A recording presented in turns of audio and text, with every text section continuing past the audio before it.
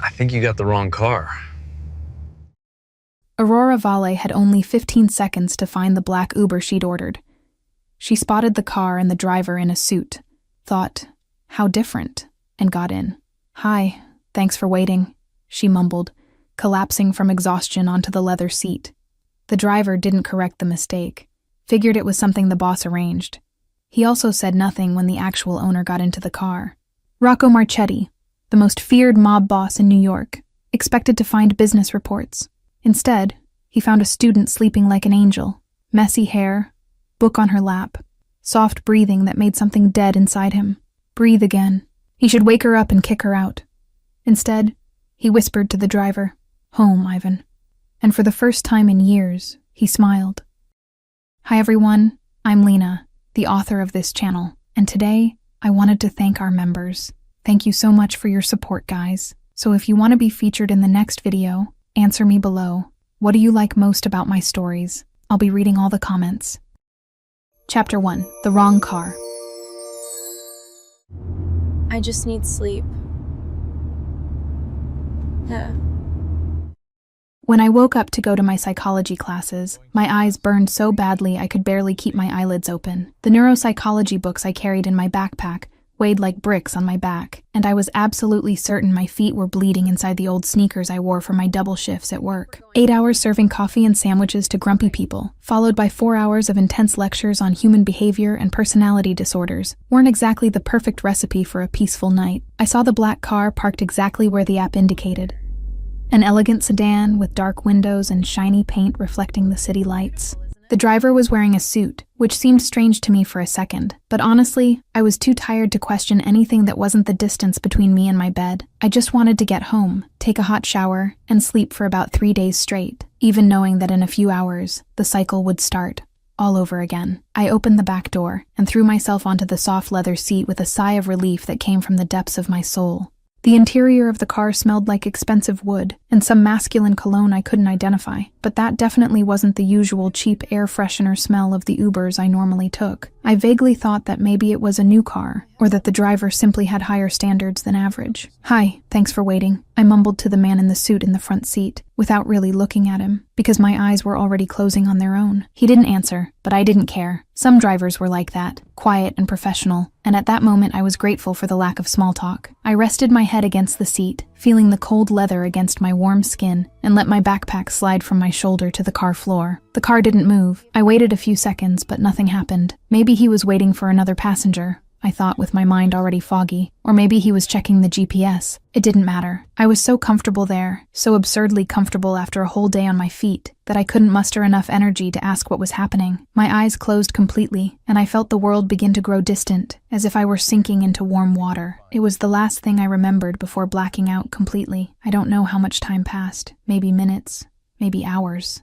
Time had completely lost meaning in that state of semi-consciousness where I floated, between sleep and wakefulness, where nothing mattered anymore except the comfort of that leather seat and the wonderful silence that enveloped the car. I should be worried, some rational part of my brain whispered quietly, but that voice was too far away to make a difference. The sound of a door opening made me stir slightly, but not enough to really wake me up. I heard footsteps, the sound of expensive shoes against the asphalt, and then the car swayed subtly when someone got into the back seat, next to me, right next to me. I should open my eyes, check who it was, but my body simply refused to obey. There was a silence, a long, heavy, different silence, as if the world had stopped spinning for a few seconds. I didn't know it, but at that exact moment, on the other side of my unconsciousness, a man who had never been caught off guard in his life was completely paralyzed. Rocco Marchetti, the boss of New York's most feared family, was looking at me as if he had seen a ghost or an angel. My hair was messy, falling over my face in a disorganized way. There was a psychology book on my lap, already half falling off. My breathing was soft, calm, completely trusting in a way it shouldn't be, considering I was sleeping in a complete stranger's car. But I didn't know that. All I knew was that I was finally resting, and that nothing else mattered. Even. The voice was deep, low, with an accent I couldn't identify in my semi-conscious state. There was something in it that sounded different, shaken. Why is there a woman sleeping in my car? Silence. A tense silence that even in my state of exhaustion I could sense. Sir. She got in and said thanks for waiting. I thought it was something you had arranged. A meeting, perhaps. The driver's voice, Ivan apparently, sounded nervous and cautious. as if he were walking on eggshells. More silence. I felt the weight of a gaze on me, intense and penetrating, but I couldn't gather the strength to react. My body was too heavy, my mind too distant, and honestly, that seat was too comfortable for me to care about whoever was looking at me. "She got into the wrong car," the deep voice finally said, and there was something in it I couldn't decipher. It wasn't exactly anger, but it wasn't indifference either. It was something different. Surprise, perhaps. Fascination. "And you just let her?" I thought, Ivan began, but was interrupted. "It doesn't matter." A long pause. "How long has she been sleeping?" "About 20 minutes, sir." I felt the air shift beside me, as if the person had leaned slightly in my direction, but without getting too close. There was a hesitation there, something careful and controlled, as if he were afraid of startling me or breaking something fragile. The cologne I had smelled before got stronger for a second, enveloping, a mixture of wood, spices, and something indefinable that made my heart race even while sleeping. "Miss," the voice was closer now, soft but firm, trying to reach me without touching me, gentle, in a way that contrasted with the authority it carried. "You're in the wrong car." I didn't react, not because I didn't want to, but because I simply couldn't. Exhaustion had dragged me to a very deep place, and the journey back to consciousness seemed too long, too tiring. I heard a low sound, almost like a muffled, incredulous laugh, as if he couldn't believe what was happening, or his own reaction to it. And then the silence returned, but it was different now. It was a silence full of decisions being made, of lines being crossed, of a man who rarely changed his plans doing exactly that. "Home, Ivan." "Sir?" The surprise in the driver's voice was evident. "And the young lady? Take her too. I can't leave her sleeping on the street. I'll wake her when we arrive." The car began to move, and the gentle sway of the movement lulled me even deeper into sleep. I should be terrified. Some distant voice in my head was screaming, but all I could feel was a strange sense of safety that made no sense. As if, somehow inexplicably, I was exactly where I was supposed to be. The trip was long, or at least seemed long in my altered state of consciousness. I moved between sleep and semi-wakefulness, vaguely aware of the car turning, accelerating,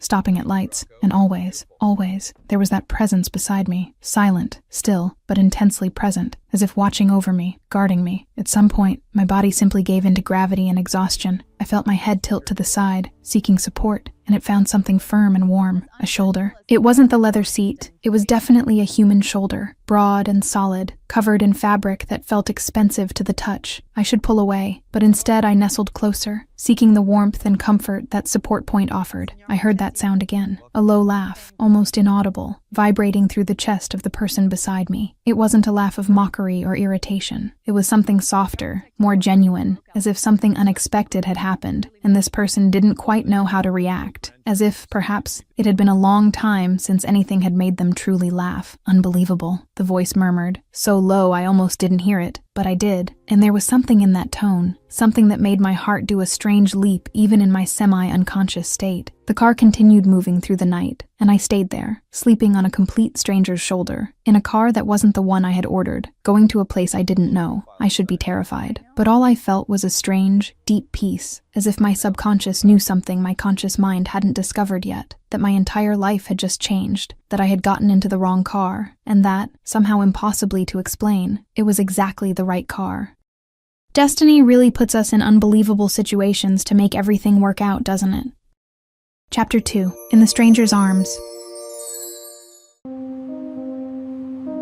She's safe with me.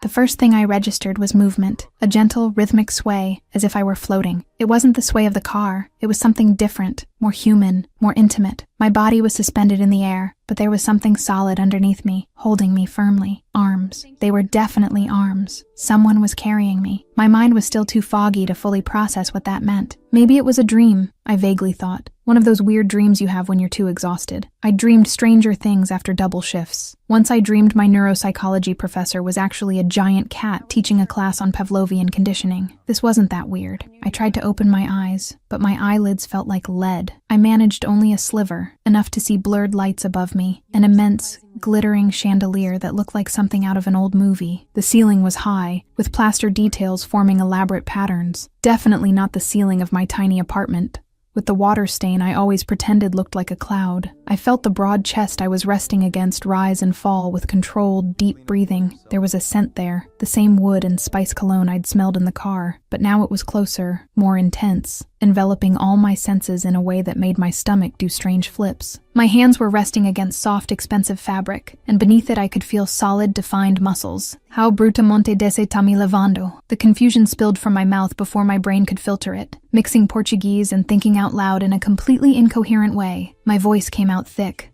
slurred, still caught between sleep and wakefulness. The arms holding me tensed for a second, but didn't let me go. The movement stopped. I felt that the person carrying me had frozen completely, as if they hadn't expected me to wake up at that exact moment, or perhaps hadn't expected my first words to be so confused and random. That's when reality began to seep through the fog of sleep. Slowly, like ice water running down my spine, consciousness returned completely. This wasn't a dream. I was awake, very awake, and a complete stranger was carrying me in his arms through what looked like a mansion straight out of an Italian mob movie. My eyes flew open all at once, and panic exploded in my chest like fireworks. "Put me down!" I screamed, and started thrashing in his arms like my life depended on it. Because, well, maybe it did. My fists started pounding the broad chest I was resting against. My feet kicked at the air trying to find something solid, and my heart was beating so fast I was sure it would explode. "Put me down now! Who the hell do you think you are? Put me down! Stop moving before I drop you!" the deep voice ordered, and there was a note of amusement there that only made me more furious. How dare he find this funny?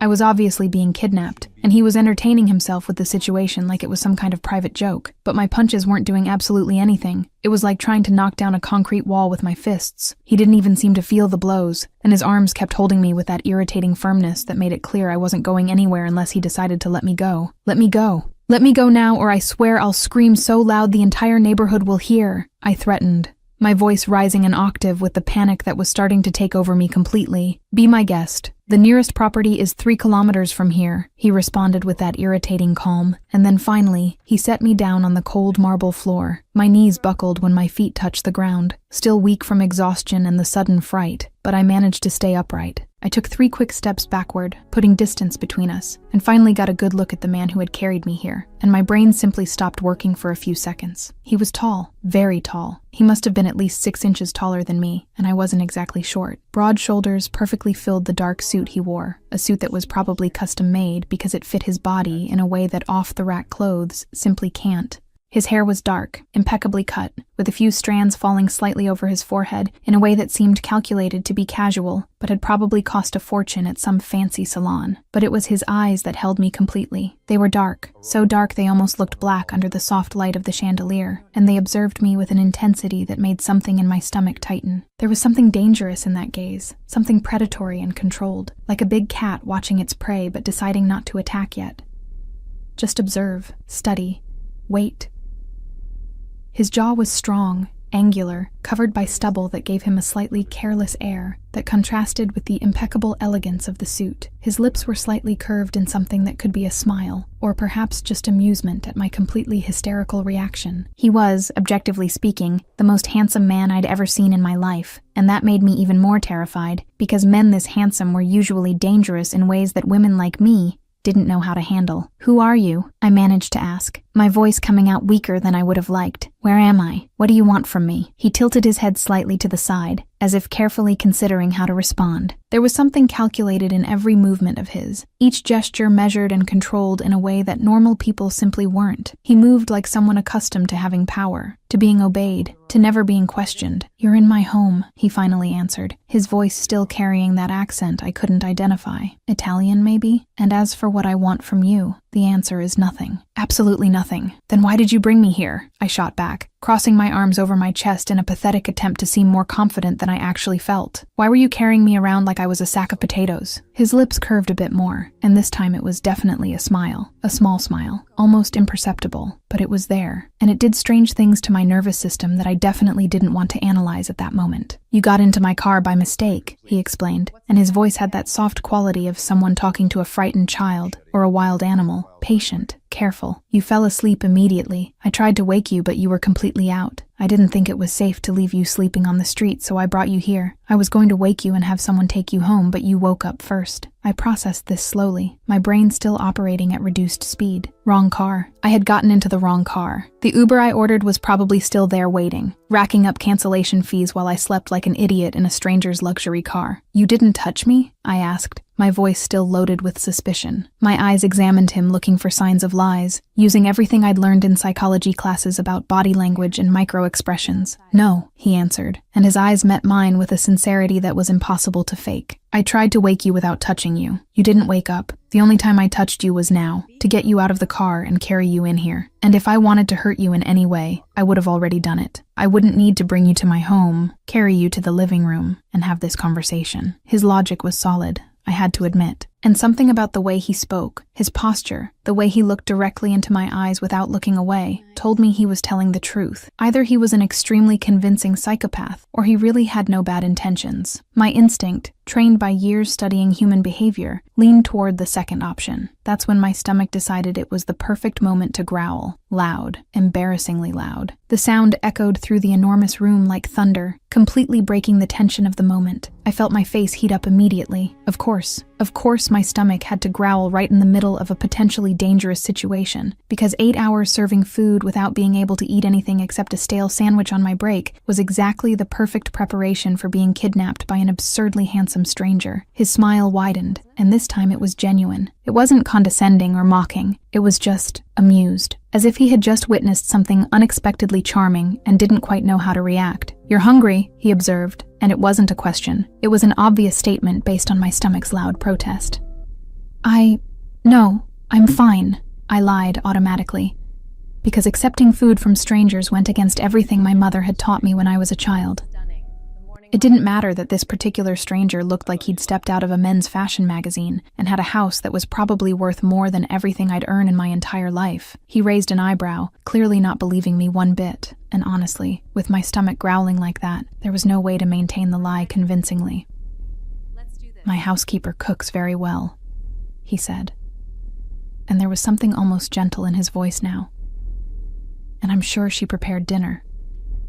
You can eat something before you leave if you want. Consider it a form of compensation for the inconvenience of waking up in a strange house being carried by a stranger." I should refuse. All logic, all common sense, every voice of reason in my head was screaming for me to politely decline and ask him to call a taxi to take me home. But there was another voice, quieter but insistent, whispering different things. Curiosity, hunger, and something else I didn't want to name. Something that had to do with the way he looked at me, as if I were an interesting puzzle he wanted to solve. "And then you'll take me home?" I asked, my voice still cautious, but already less afraid. "No tricks? No conditions?" "No tricks," he confirmed, placing a hand over his chest in a gesture that seemed almost chivalrous. "You eat, rest a bit if you want, and then I'll take you wherever you want to go. Or I'll have my driver take you, if you prefer." I bit my lower lip, weighing my options. Leaving now would be the sensible choice, the safe choice. But when was the last time I had made the sensible, safe choice? Besides, curiosity had always been my weakness. I studied psychology precisely because of that, because I wanted to understand people, understand what moved them, what made them tick. And this man was definitely an interesting case. "Okay," I heard my own voice saying before I could stop myself. "I accept, but only because I'm starving, and not because I trust you." His smile transformed into something broader, more genuine, and completely lit up his face in a way that made me forget to breathe for a second. "Fair enough," he replied, and made an elegant gesture with his hand indicating a door to the side. "The dining room is this way, and for the record, I don't expect you to trust me. Yet." That "yet" hung in the air between us, loaded with possibilities and unspoken promises. And as I followed him through the absurdly large house, with crystal chandeliers and artwork on the walls that were probably originals, I couldn't avoid the feeling that my life had just taken a completely unexpected turn. And the scariest part was that a part of me, that irrational and impulsive part I usually kept well locked away, was curious to see where this turn would take me. He opened the dining room door and gestured for me to enter first, and I couldn't help but notice how he seemed slightly surprised by his own gentleness, as if offering food and hospitality to a stranger was something completely out of character for him, as if he himself didn't understand why he was doing this. And as I entered that enormous dining room, with a table that could easily seat 20 people, a single question echoed in my mind. Who the hell was this man? Oh, Aurora is about to find out who this man really is, but will she be able to handle the shock of the revelation? Chapter 3. Dinner and Unexpected Shyness. You are sitting beside me. And you are refusing to answer. The dining table was absurdly long, so long I could lie down on it, and there'd still be about 2 meters left on each side. Crystal chandeliers hung from the impossibly high ceiling, casting a soft golden light over everything, and the chairs were the kind of antique furniture you see in museums and are afraid to touch because it seems like it'll break if you breathe too hard. I felt completely out of place there, in my worn jeans and wrinkled cafeteria shirt, as if I'd accidentally wandered into a world that wasn't made for people like me. He pulled out a chair for me, and the gesture was so natural, so automatic, that it took me a second to realize what was happening. By the time I did, I was already seated, and he was settling into the chair next to mine, not at the head of the table as I'd expected. Close enough that I could feel the warmth emanating from him, so that wood and spice cologne enveloped my senses again. "She should be coming with the food," he said, and for the first time since I'd woken up, he seemed slightly uncomfortable. Not nervous exactly, but as if he wasn't sure what to do with his hands, where to look, how to act. It was strange to see a man who radiated so much control and power seeming so human. I took advantage of the moment of silence to really observe him. It was a habit I'd developed in college, this need to study people, to read between the lines of what they said and did. He was sitting with perfect posture, but there was a tension in his shoulders that suggested that perfection was maintained through conscious effort. His fingers drummed lightly on the table, an almost imperceptible movement that betrayed internal agitation. A side door opened, and a woman in her mid-50s entered carrying an enormous tray. She had graying hair pulled back in a low bun and wore an impeccably clean apron over a simple dress, but it was her eyes that caught my attention when they landed on me, widening slightly before sliding to the man beside me with an expression I can only describe as absolute shock. "Signora Maria," he said, and there was a respectful tone in his voice that hadn't been there when he spoke to me. Sorry, I didn't get your name." "Aurora," I answered automatically, feeling my face heat up. "Aurora Valle." "Aurora," he repeated, and the way my name came out of that mouth, with that Italian accent emphasizing each syllable, did something strange to my nervous system. "She'll be dining with us tonight." Signora Maria nodded slowly, but her eyes kept going from me to him, as if she were witnessing something completely impossible. She began arranging plates in front of us with efficient movements, but I could see how much attention she was paying to every detail of the interaction between us, as if she were mentally cataloging everything for later analysis. The plate she placed in front of me was a work of art. Fresh pasta perfectly intertwined, tomato sauce that smelled of basil and garlic, and grated cheese on top that was still lightly steaming.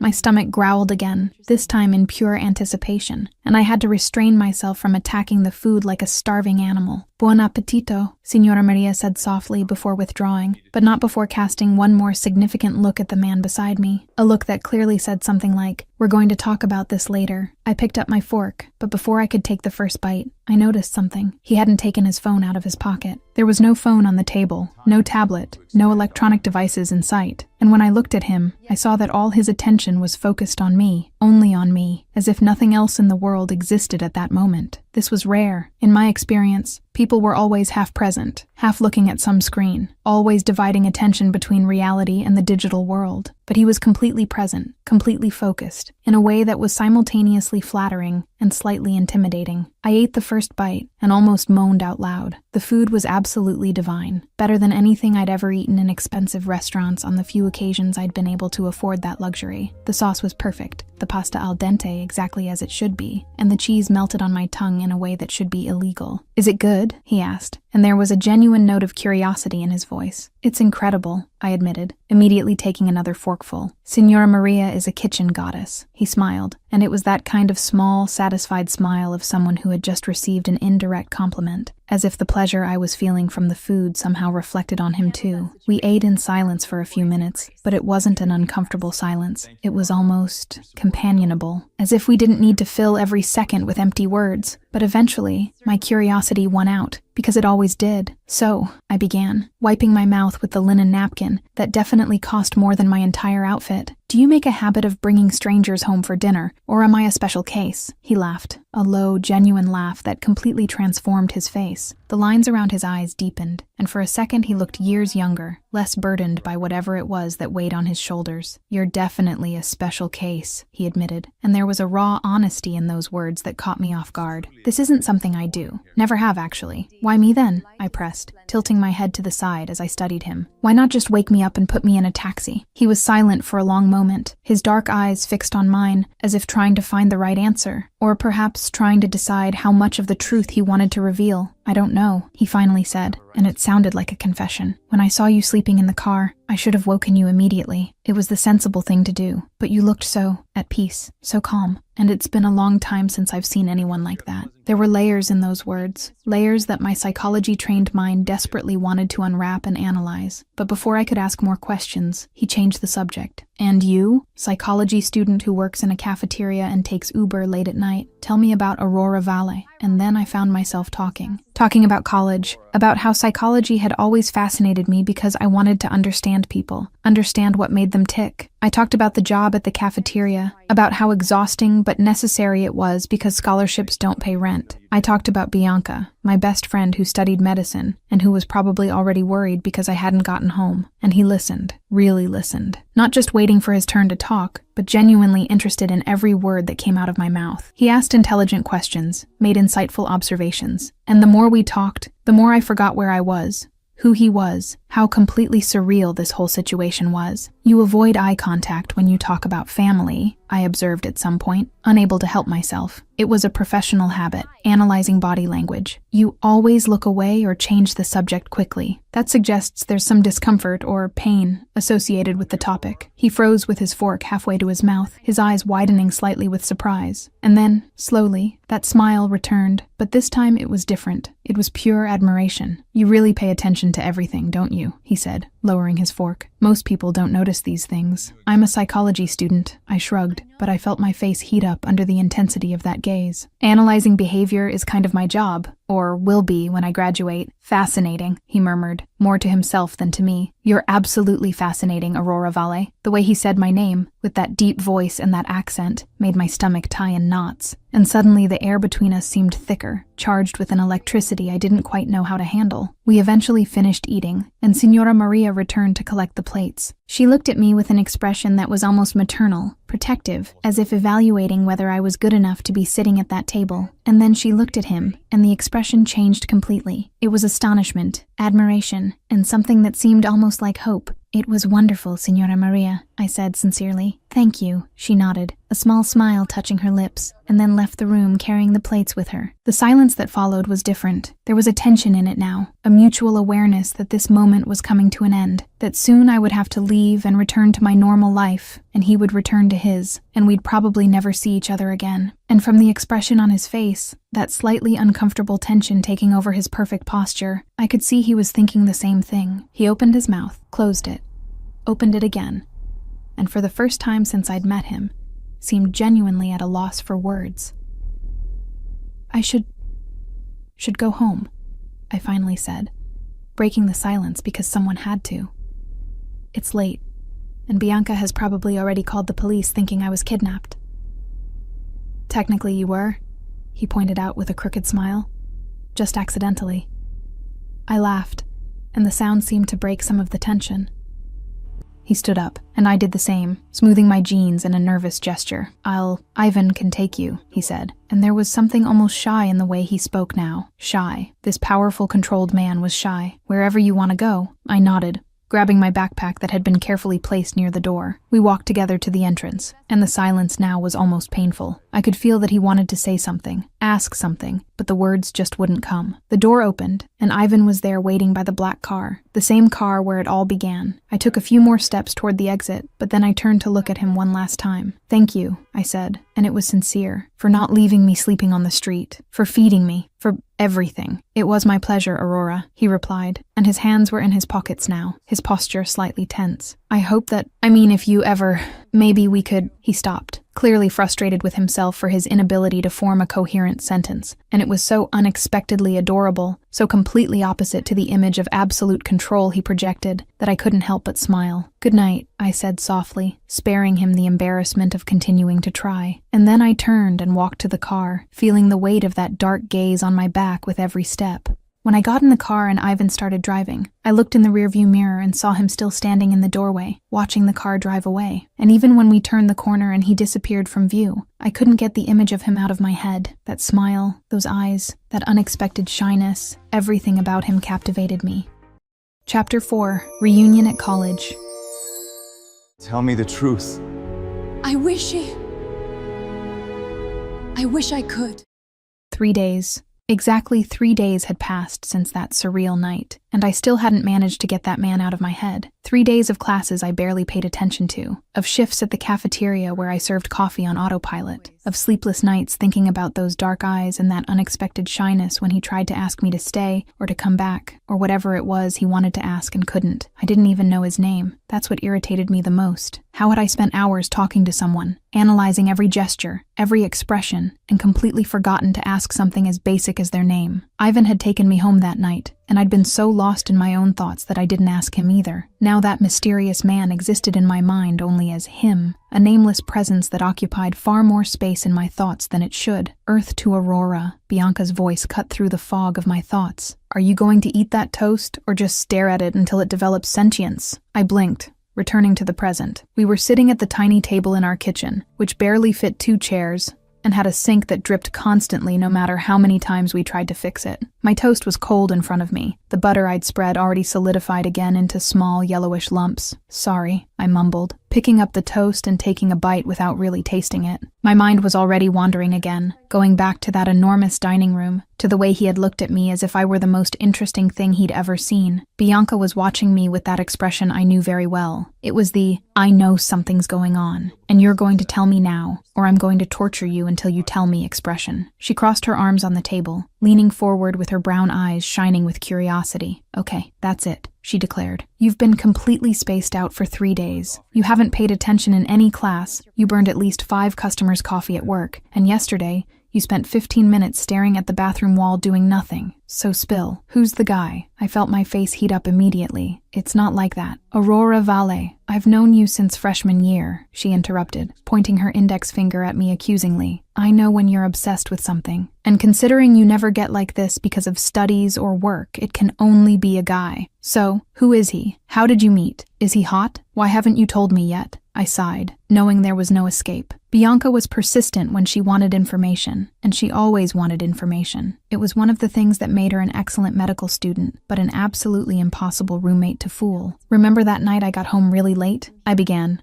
turning my coffee mug between my hands. When I said I took the wrong Uber and ended up running late, I remember. You said it was a misunderstanding with the driver. Well, it wasn't exactly that. I took a deep breath and told the story. Well, part of it. The edited version where I got into the wrong car by mistake, fell asleep because I was exhausted, woke up in a huge house, and the owner of the house was kind enough to feed me before sending me home. I left out details like the fact that the house looked like a palace, that he had staff, that the simple act of him pulling out my chair had made my heart race in a completely irrational way. Bianca listened to me in silence, her eyes getting progressively wider with each sentence. When I finished, she was practically vibrating with excitement in her chair. This is literally a fairy tale story, she practically screamed, slapping her hands on the table. You got into the wrong car, met a mysterious prince, had dinner at his castle, and now you're completely in love. Aurora, this is perfect. I'm not in love, I protested, but even to me the denial sounded weak and unconvincing. I'm just curious. He's an interesting case from a psychological perspective. Bianca looked at me with that expression that clearly said, you're deluding yourself, but I'll let you believe that for now.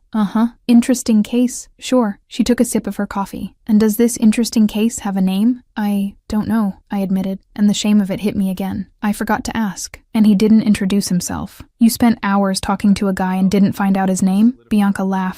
But it wasn't a mean laugh. It was that kind of laugh like, this is so typically you that I'm not even surprised. Aurora, only you. But look, if you're this obsessed, why don't you try to find him again? How? I don't know his name. I don't know where he works.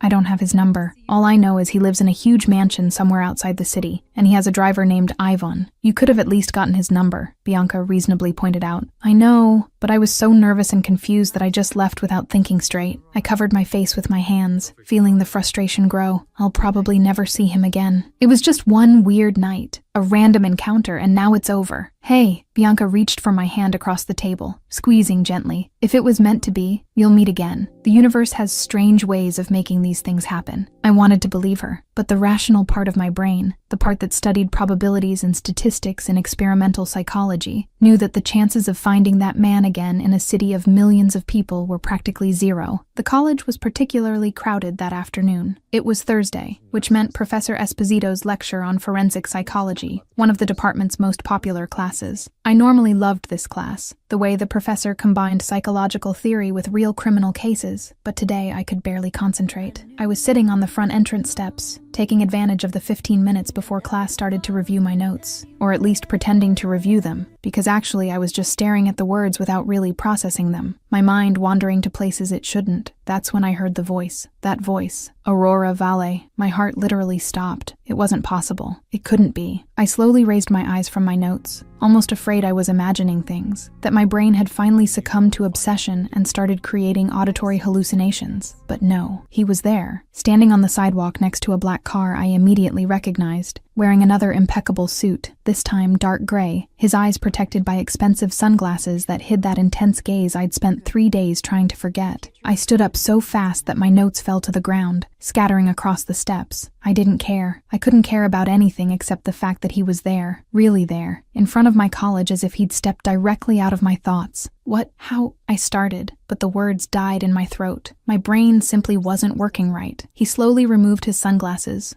folding them and placing them in his jacket pocket, and those dark eyes met mine with an intensity that made my knees weak. There was a small smile playing on his lips, that same smile I'd seen when he found my growling stomach amusing. I realized I made a terrible mistake that night, he said, walking toward me with that natural confidence that made people around us turn to look. I forgot to introduce myself properly. He stopped in front of me, close enough that I could smell that cologne again, and extended his hand in a formal gesture that completely contrasted with the informality of our last interaction. Rocco Marchetti, he said, and his name sounded like both a promise and a warning. And you're Aurora Vale, psychology student who gets into the wrong cars and sleeps on strangers' shoulders. Just imagine, I learned his name at this point. I took his hand automatically, and the grip was firm, warm, sending small waves of electricity up my arm. How did you find me? Well, he released my hand, but his fingers lingered a second longer than necessary. You mentioned you studied psychology. There aren't that many psychology colleges in this area. Ivan made a few calls. I hope you don't find it too invasive. I should be worried about the fact that he tracked my location using resources I didn't even want to imagine, but all I could feel was a mixture of excitement, nervousness, and a completely irrational joy at seeing him again. It's a bit invasive, I admitted, but there was a smile on my lips I couldn't control. But considering I spent the last 3 days obsessively trying to figure out your name, I think I can forgive it. His eyes lit up at that, and the smile widened. Obsessively? I felt my face catch fire. I mean, curious. Professionally curious. From a psychological perspective. Of course, he agreed, but his tone suggested he didn't believe me one bit. Psychological. There was a moment of silence where we just looked at each other, and I was hyper-aware of every detail. The way the afternoon sun caught the dark strands of his hair, the strong line of his jaw, the small wrinkles around his eyes that suggested he smiled more than his serious expression usually indicated, and the way he looked at me, as if trying to memorize every detail of my face. So, he finally said, breaking the silence, "Want to get into the wrong car again?" I laughed, surprised by the joke. "Is that your way of inviting me to something?" "Dinner," he clarified, and for the first time since he'd appeared, he seemed slightly nervous. "I wanted to invite you to dinner, for real this time, not as an accidental consequence of you sleeping in my car." My heart was beating so fast I was sure he could hear it. I should say no. I should be sensible, cautious, remember that I barely knew this man, that he had enough resources to track me down to my college, that there was something dangerous and mysterious about him that my self-preservation instinct was screaming at me to question. But another part of me, the impulsive and curious part that always got me into trouble, desperately wanted to say yes. "I have class now," I managed to say, pointing vaguely at the building behind me. "Forensic psychology with Professor Esposito. It's important. I can't miss it." "What time does it end?" 6:30. "Perfect. Can I pick you up at 7? I bit my lower lip, weighing my options. The voice of reason was getting quieter and quieter, muffled by the pure excitement of seeing him again, of having the chance to understand who this man was who had occupied all my thoughts for the last 3 days. "Okay," I heard my own voice saying. 7 o'clock. The smile that lit up his face was absolutely devastating. It was genuine, happy, without any trace of that careful control he usually maintained, and it made something in my chest tighten in a way I wasn't prepared to analyze. "Until 7 then, Aurora," he said, my name sounding like a caress in that deep voice. He put his sunglasses back on, gave me one last look that promised things I couldn't name, and walked back to the car. I watched him get in, watched Ivan wave slightly at me from the driver's seat, watched the car disappear into the busy street, and only then did I realize I'd completely forgotten to breathe during the entire interaction. "Aurora?" Professor Esposito's voice made me jump.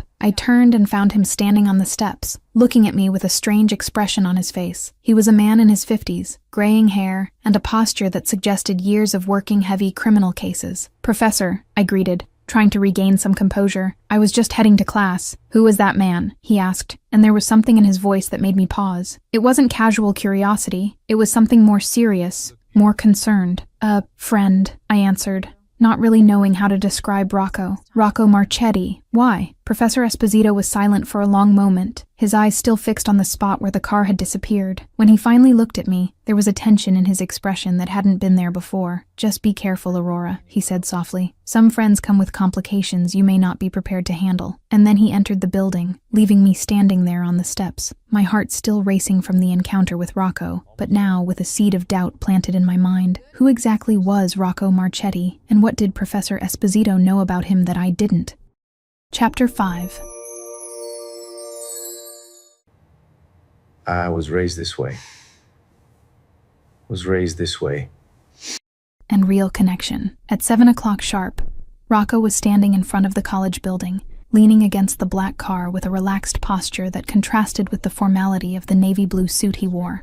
When he saw me coming down the stairs, he smiled, and it was the kind of smile that made my stomach flip and my breath catch.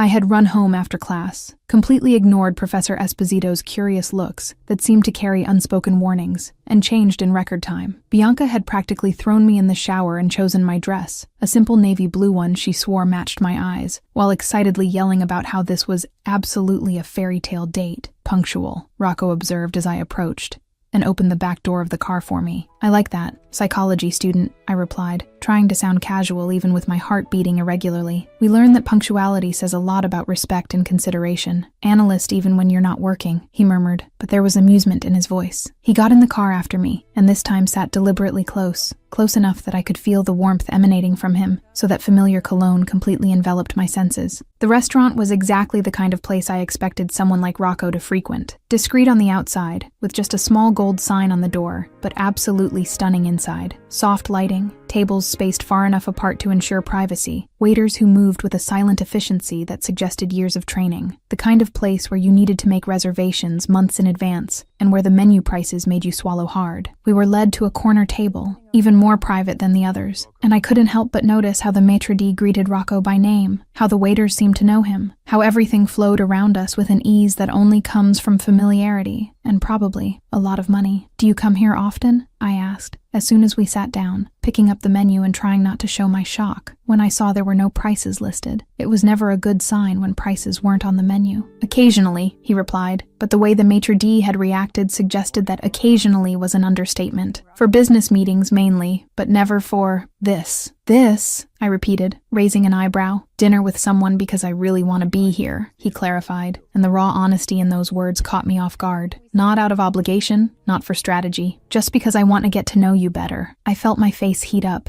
and looked away at the menu, pretending to study it intensely, even without understanding half the dishes listed in French and Italian. Dinner was served in stages, each course more elaborate than the last, and at some point I simply stopped trying to understand what I was eating and allowed myself just to appreciate it. But the food, as incredible as it was secondary. What really mattered were the conversations. We talked for hours that felt like minutes, that flew by while I got lost in his dark eyes, in the way his voice rose slightly when he talked about something that really mattered, in the careful pauses when he chose his words. "Do you analyze everyone like this, or just me?" he asked at some point, picking up his wine glass and watching me over the rim with that penetrating gaze. "You're a particularly interesting case," I admitted, leaning slightly forward. "Most people are easy to read. You're layers upon layers of careful control, as if you're always hiding something important." He was silent for a long moment, swirling the wine in his glass, his eyes fixed on the red liquid as if searching for answers there. When he finally looked at me again, there was something vulnerable in that expression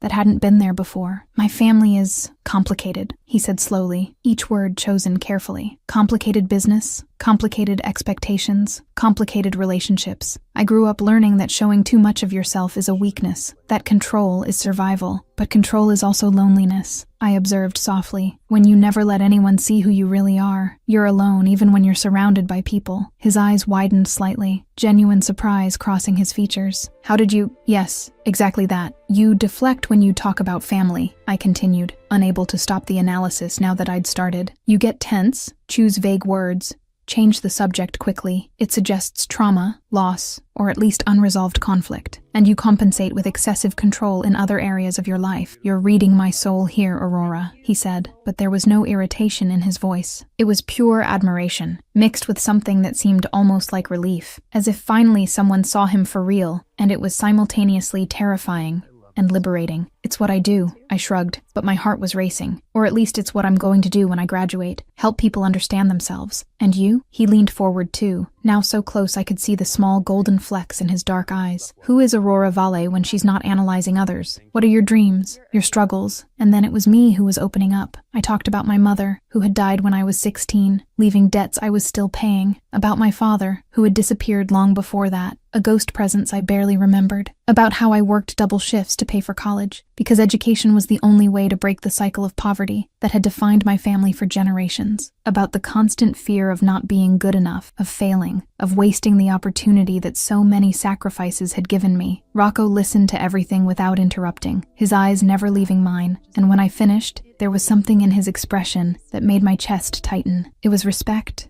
admiration, and something deeper I couldn't name. You're extraordinary, he said simply, and it sounded like an absolute truth, not like empty flattery. Dinner eventually ended, and when the waiter brought the check, Rocco grabbed it before I could even look. I can pay my share, I protested automatically, even knowing my bank account would cry if I actually tried to pay half of that dinner. I know you can, he replied, putting his credit card back in his wallet. But I invited you, and I want to do this. Let me take care of this, Aurora. Let me take care of you.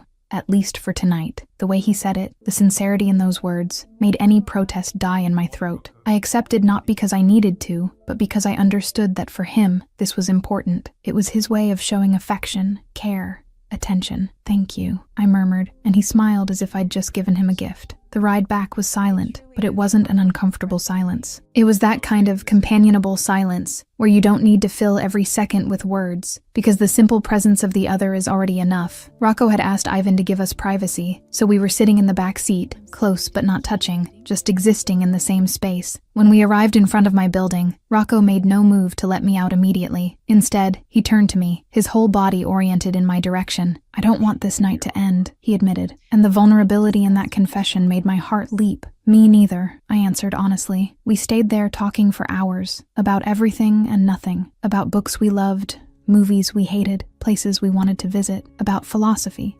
psychology, about human nature, and why people make the choices they make. He was intelligent, perceptive, and had strong opinions that challenged mine in ways that made me think. At some point, a strand of hair fell over my face. Before I could brush it away, I felt his fingers, warm and careful, moving the strand aside and tucking it behind my ear. The touch was gentle, tender, but sent waves of electricity through my skin. Our eyes met, and the air between us changed completely. It became thicker, charged with a tension that was part attraction, part inevitability. His hand remained on my face, his thumb tracing a soft line along my cheek, and I leaned into the touch without even realizing it. Aurora, he whispered, my name sounding like a prayer, like a request for permission. Yes? My voice came out hoarse, low, loaded with everything I was feeling but couldn't name. Can I see you tomorrow? The question was simple, direct, but carried weight. It wasn't just about tomorrow. It was about allowing this, whatever this was, to continue. It was about opening doors that once opened couldn't be easily closed. Yes, I answered without hesitation, and it was the first time I'd been so direct, so certain about something involving my heart. The smile that lit up his face could have powered the entire city with the pure energy it emanated. He leaned in, and for a second, I thought he was going to kiss me, but instead, he pressed his lips softly against my forehead, a gesture so tender and unexpected that I felt tears prick my eyes. Good night, Aurora, he murmured against my skin. Good night, Rocco. I got out of the car in a semi-trance state, floating toward the building. When I turned to look back,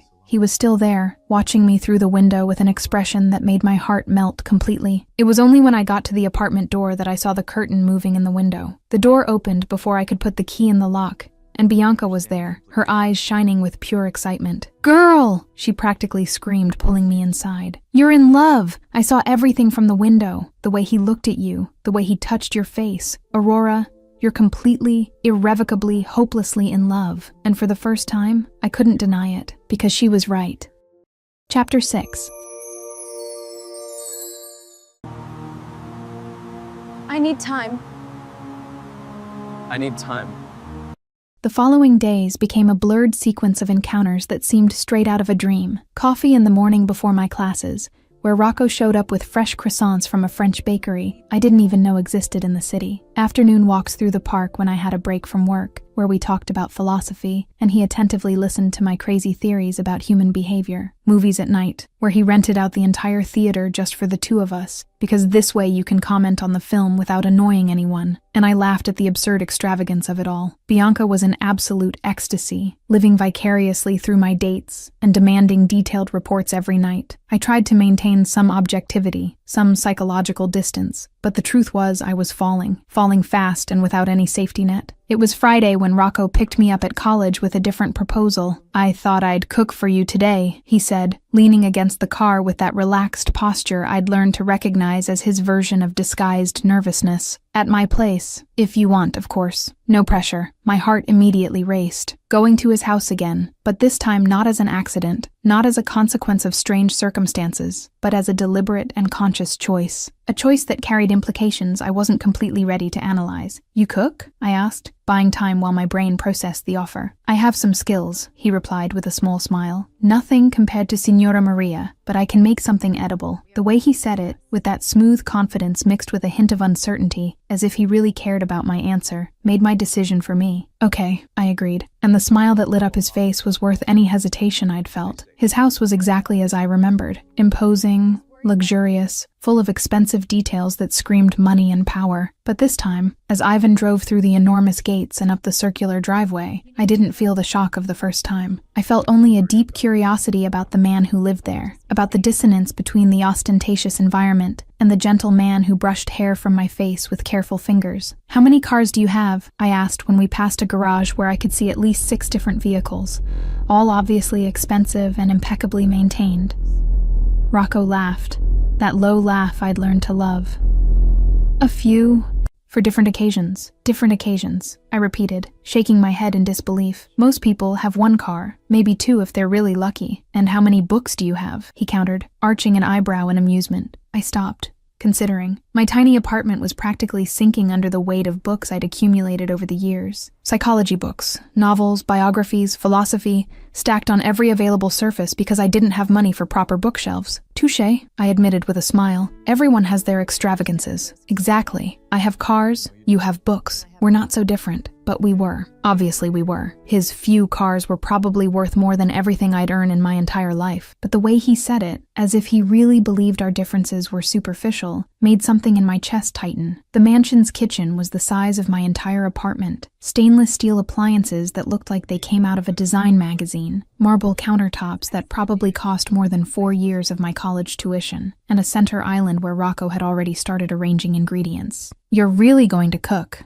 I observed, still half incredulous as he removed his jacket and rolled up the sleeves of his white shirt, revealing muscular forearms that made my mouth go dry. I promised, didn't I? He started chopping onions with a skill that suggested much more than casual kitchen knowledge. The movements were precise, practiced, almost meditative. "Where did you learn to cook like this?" I asked, leaning against the counter to watch him work. His movements hesitated for just a fraction of a second, but I noticed. I always noticed. "My mother," he said softly, his eyes fixed on the onions he was cutting. "She insisted that all her children should know how to cook, regardless of gender or position. She said that food was love, and that we needed to know how to show love even when words failed. She sounds like she was an incredible woman." She was. His voice got even lower, loaded with an old but still present pain. "She died when I was 19. Cancer. Fast and cruel." My hand found his automatically, squeezing gently. "I'm sorry." He turned his palm up, intertwining our fingers. "Thank you. She would have liked you, you know. She would have loved how you're not intimidated by anything, how you question everything, how you're not easily impressed by superficial things." "I'm impressed by onion chopping skills," I joked, trying to lighten the weight of the moment. "Does that count as superficial?" He laughed, and the sadness in his eyes dissipated a bit. "Totally superficial, but I'll take the compliment anyway." We cooked together, or rather he cooked while I watched him, and occasionally passed ingredients when requested. There was something deeply intimate about it, in the simple act of being in his kitchen, watching him create something with his own hands, listening to him tell stories about his mother and how she had filled that huge house with love despite all the coldness that surrounded it. Dinner was perfect.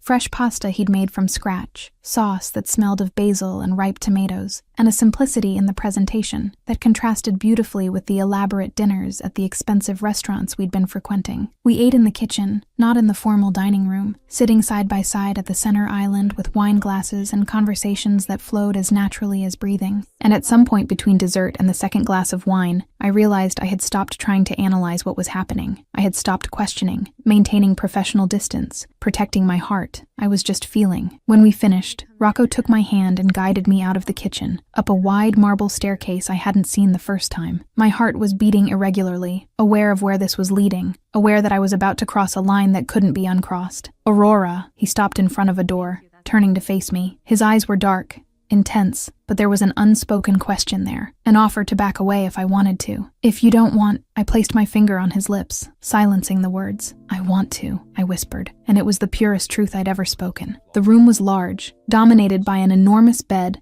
and floor-to-ceiling windows that overlooked the illuminated city below. But I barely registered the details because Rocco was pulling me closer, his hands firm on my waist, his face close enough that I could count each dark eyelash. "You're so beautiful," he murmured, and the reverence in those words made my chest tighten. So incredibly beautiful that sometimes I forget to breathe when I look at you. And then he kissed me, and the entire world disappeared. The kiss was soft at first, exploratory, as if he were savoring every second. But when I sighed against his lips, something changed. It became deeper, more urgent, hands moving, clothes being discarded with a mixture of haste and reverence. He was gentle, so gentle it almost hurt. Each touch was a question, each movement an offer to go slower if I needed. But I didn't want slow. I wanted everything, wanted to feel everything, wanted to lose myself completely in that moment, and in that man. When we finally joined, when our bodies fit together perfectly like pieces of a puzzle I didn't know was incomplete, tears rolled down my face without permission. "Aurora?" Rocco froze immediately, concern crossing his features. "Did I hurt you?"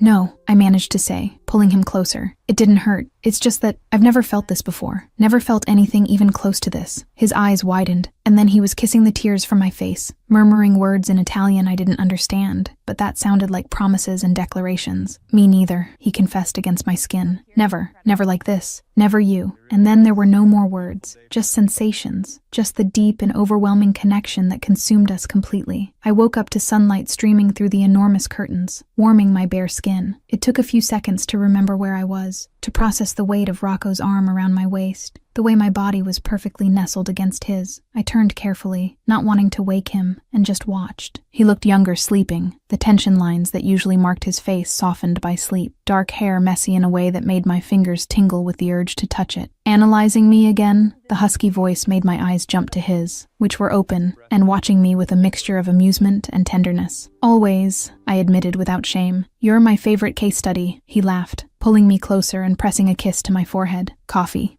would be perfect. We had coffee together in the kitchen, wearing only robes he'd found, and there was a domesticity to it that made my chest ache in a good way, as if this were normal, as if waking up together and having coffee was something we did every day. That's when his phone rang. He frowned when he saw the screen, a shadow crossing his face. "I need to take this," he said, and there was reluctance in his voice. "Work. That's okay," I replied, even feeling a pang of curiosity about what kind of work required attention at 7 in the morning on a Saturday, but I didn't ask. Not yet.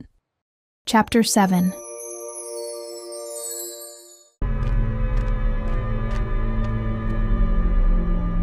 Why are they watching? 2 weeks. 2 weeks of pure happiness I didn't even know was possible to feel. 2 weeks where the world seemed to have brighter colors, where the air tasted different, where each morning I woke up to messages from Rocco wishing me good morning, and each night I fell asleep to the sound of his voice on the phone. I was in love, completely, irrevocably, dangerously in love, and the scariest part was that I didn't care. I'd let all my psychological defenses fall, had ignored every warning sign my training should have taught me to recognize, and had dove headfirst into that overwhelming feeling. Bianca was in ecstasy, planning our imaginary wedding, and choosing names for our hypothetical children. I laughed at her fantasies, but secretly, in some hidden corner of my heart, I dreamed too. I dreamed of a future where this wasn't temporary, where Rocco wasn't just a magical interlude in my ordinary life, but something permanent and real. It was on a Tuesday that everything fell apart. I was leaving the college library, my arms loaded with books on personality disorders for a paper I needed to submit the following week, when I felt a firm hand on my shoulder. I turned and found Professor Esposito, and the expression on his face made my stomach sink immediately. "Aurora, I need to talk to you," he said. And it wasn't a request. It was practically an order, loaded with an urgency that made me instantly nervous. "Now, in my office. Professor, I have class in 15, I began, but he interrupted me with a sharp gesture of his hand. "This is more important. Trust me." Something in his tone, in the way his eyes avoided mine, made my heart start beating faster. I followed him down the hall to his office, a small room crammed with books on criminology, forensic psychology,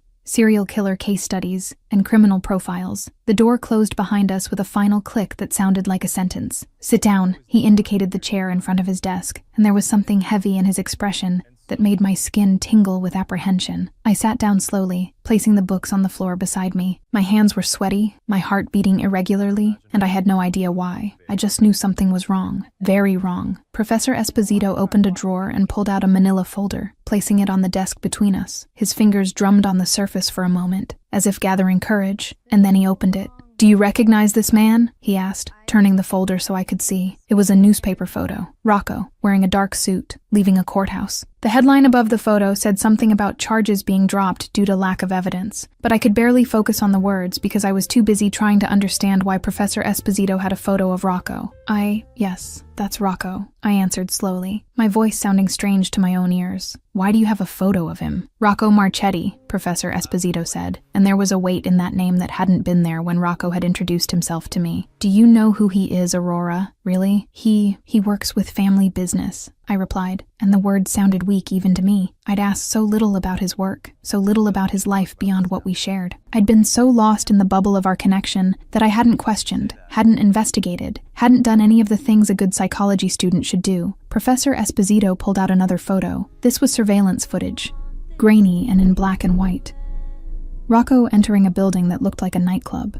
The date in the corner suggested it had been taken about a year ago. "Rocco Marchetti is the Don of the Marchetti Familia, the most powerful criminal organization on the East Coast," he said, and each word fell like a bomb in the silence of the office. "He's the head of the Italian Mafia in New York, Aurora. He controls trafficking, illegal gambling, extortion. He's a criminal." The world stopped spinning, literally stopped. I could feel my heart beating in my chest, could hear the buzzing of blood in my ears, but everything else was silent, dead, as if someone had pressed pause on reality. "No," the word came out automatically, a denial reflex. "No, you're mistaken. Rocco couldn't. He can't be." But even as I said it, pieces began to fall into place. The enormous house, the expensive cars, Ivan, who was clearly more than just a driver, with that military posture and those always vigilant eyes. The way people at the restaurant reacted to Rocco, with respect mixed with fear. The calls he received at strange hours, which he always answered away from me, with that low, firm voice that suggested orders being given. "I'm sorry, Aurora," Professor Esposito said, and the genuine compassion in his voice was almost worse than the revelation. "I worked as a forensic consultant for the FBI for 15 years before becoming a professor. I recognized Marchetti that day I saw him with you. I've spent the last 2 weeks trying to decide whether I should tell you or not, but you deserve to know who you're getting involved with." He pulled out more papers, newspaper articles about territorial wars between families, police reports on unsolved homicides where the Marchetti name appeared in the margins as a suspect, photos of Rocco with other men, all wearing expensive suits and carrying that same aura of controlled danger. "He's been arrested 3 times, the professor continued, his voice professional but gentle, as if presenting a case study and not completely destroying my world. "Charges of murder, extortion, money laundering. Every time the charges were dropped or he was acquitted due to lack of evidence. Because he's smart, Aurora, very smart, and he has enough resources to ensure he can never be touched legally." My hands were shaking. I picked up one of the photos,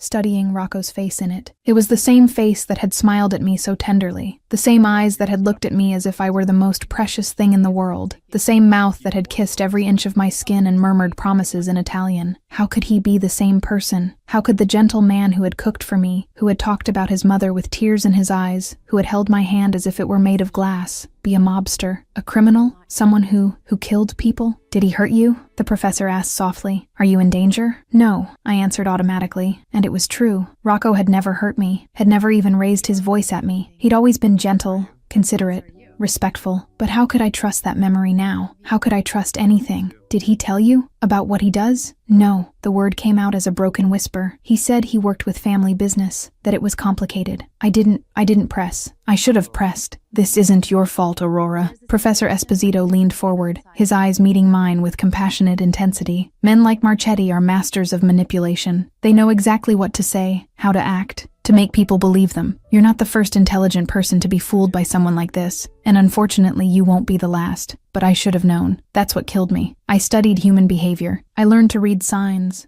to identify lies, to see beyond the masks people wore, and yet I'd let myself be completely fooled. I'd seen only what I wanted to see, had ignored every red flag because I was too in love to question. What do I do? I asked, and my voice sounded small, lost, like a frightened child's. You break up with him, immediately, and you walk away completely. Men like Marchetti are dangerous, Aurora, no matter how charming or kind they seem on the surface. They live in a world of violence and crime, and anyone close to them is at risk. I nodded mechanically, but my mind was elsewhere. It was going back through all the conversations we'd had, all the moments shared, looking for clues I'd missed, looking for the moment where he'd deceived me, where the mask had slipped, where I should have seen the truth. Thank you for telling me, I managed to say, my voice still shaking. I need to go. I grabbed my books and left the office in a state of shock. My feet carried me automatically across campus, but I wasn't really seeing anything. I was lost in a whirlwind of thoughts, emotions, unanswered questions. My phone rang. It was Rocco. His photo appeared on the screen, the one I'd taken of him smiling in the park,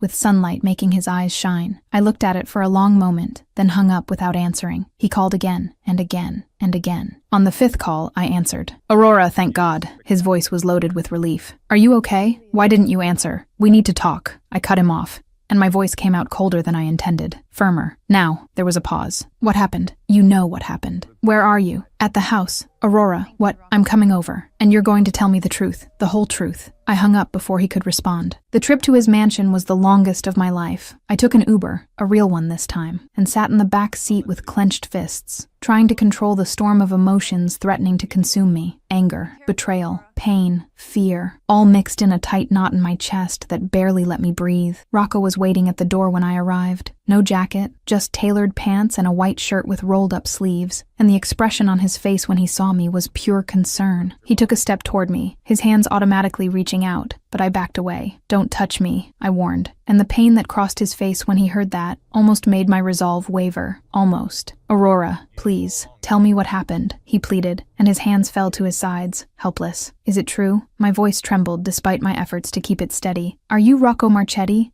Don of the Marchetti Famiglia, head of the Mafia? A criminal. I saw the exact moment he understood. The moment he realized the secret had been revealed, that the perfect bubble we'd built had burst. His expression went from confusion to comprehension, to something that looked almost like resignation. Who told you? He asked, but his voice was defeated. He already knew the answer, already knew denial was useless. Answer the question, I screamed, and tears began streaming down my face without permission. Is it true? Everything Professor Esposito showed me, the photos, the articles, the murder charges, is it all true? Aurora, I can explain. Answer me! My voice echoed through the enormous hall, breaking completely. Yes, the word came out low, loaded with pain. Yes, it's true. I am the Don of the Marchetti Famiglia. I control operations that are illegal. I've done things you probably can't even imagine. But Aurora, please, let me explain. You lied! I exploded, and all the emotions I'd been holding back burst out at once. You lied about who you are, about what you do. You let me believe you were just a businessman, someone normal, when really you're a criminal. Do you kill people, Rocco? Tell me, do you kill people? The silence that followed was deafening. He didn't deny it, didn't say no, just looked at me with those dark eyes full of pain and guilt, and that silence was worse than any confession. My God, I whispered, feeling my legs weaken. You kill people, and I slept with you. I fell in love with you. How could you? How could you deceive me like this? I never wanted to deceive you. Rocco took a step forward, and there was desperation in his voice now. In the beginning, I didn't know this would become this, and when I realized I was falling in love with you, I tried to tell you 1,000 times, but I was afraid. I was so afraid of losing you, of seeing this exact look on your face, this look of disgust and betrayal. So, you chose to keep lying, chose to keep me in ignorance while pretending to be someone you're not. I never pretended. His voice rose for the first time, and there was desperate passion in it. Everything I showed you, everything I felt, was real. The person I am when I'm with you, that's who I really am, Aurora. Not the mask, not the Dawn, but the man. You know me better than anyone in this world. I don't know you. I cut him off, and the words came out like knives. I don't know anything about you. The person I thought I knew doesn't exist. It was all lies, all manipulation. No! Rocco closed the distance between us in 2 quick steps, his hands holding my shoulders gently but firmly. It wasn't a lie. My feelings for you, the way you make me feel, the peace you give me, none of that was a lie. I love you, Aurora. For the first time in my life, I love someone more than my own fear, more than my pride. You have to believe that. I pushed him away, sobbing now. How can I believe anything you say? How? Because you know me, he insisted, but didn't try to touch me again. You studied every gesture, every expression. You know when I'm lying. Look at me now and tell me I'm lying about loving you. And that was the cruelest part, because when I looked at him, with my eyes trained in reading body language and micro-expressions, all I saw was sincerity, pain, desperation, love. But I also saw a man who had lied to me for weeks, a man whose hands had blood on them, a man who lived in a world of violence I couldn't even begin to understand. I can't do this, I whispered, backing toward the door. I can't be with someone who does what you do, who is what you are. Aurora, please. No! I screamed when he tried to approach. Don't try to convince me. Don't try to make me stay. Because if you really love me, if anything between us was real, you'll let me go. I saw the struggle happen on his face. The desire to hold me, to convince me, to fight for this. But then something broke in his eyes, and he nodded slowly. If that's what you want, he said, and his voice was broken in a way that made my heart bleed. I respect your decision. I'll always respect your decisions, Aurora. Always. I said nothing more. I didn't trust myself to speak without breaking down completely. I just turned and ran to the door, out of that mansion, away from the man I loved and who had shattered me to pieces. And this time, he didn't come after me. Discovering that the love of your life is in the criminal world, that's a revelation I wouldn't wish on my worst enemy. Chapter 8.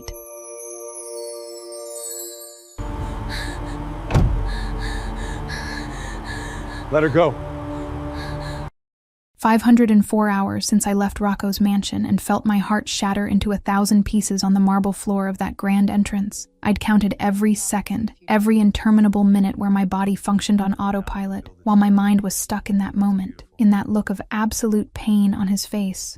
When I said I couldn't stay, the apartment was chaos. Bianca had given up trying to make me clean or eat, or do anything besides go to classes and work. I existed, but didn't live. I breathed, but didn't feel. I functioned like a robot programmed to execute basic tasks while my interior was completely destroyed. Aurora, you need to eat something, Bianca said for the 1,000th time, placing a plate with toast in front of me. I was sitting at our tiny table, staring fixedly at a psychology book whose page I hadn't turned in at least an hour. I'm not hungry, I answered automatically, the same words I'd repeated every day since that horrible Tuesday. Bianca sighed, pulling the chair beside me and sitting with that determined expression I knew very well. It was the, now we're going to have a serious conversation whether you want to or not, expression. Okay, enough, she declared, closing my book forcefully. You're going to tell me exactly what happened, not the condensed version you gave me while crying that night, the full version. What did Rocco do to leave you like this? He didn't do anything, I whispered, and it was the most painful truth. He never hurt me, Bianca, never was rude to me, never disrespected me, never made me feel unsafe or afraid. He was perfect, absolutely perfect. Then why are you destroyed? Bianca took my hand,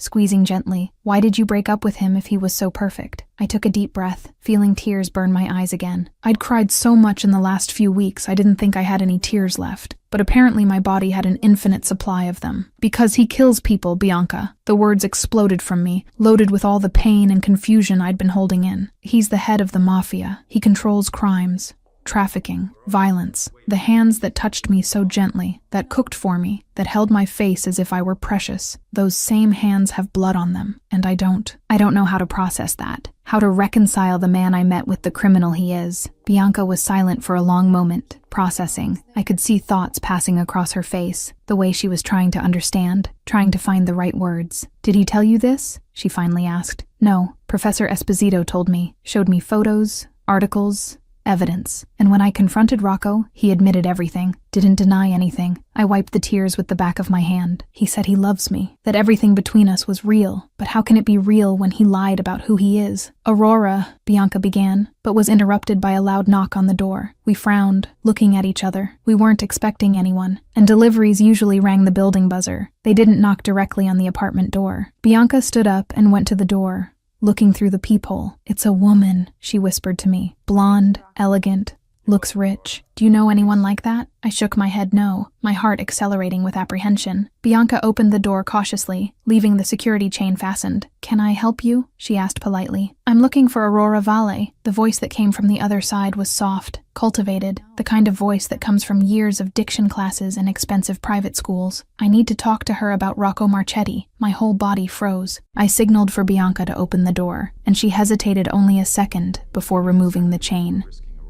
The woman who entered our tiny apartment looked like she'd stepped directly out of a fashion magazine. Tall, blonde, with impeccable skin and clothes that probably cost more than 3 months of my rent. Sky-high heels, designer bag, and a posture that screamed money and privilege.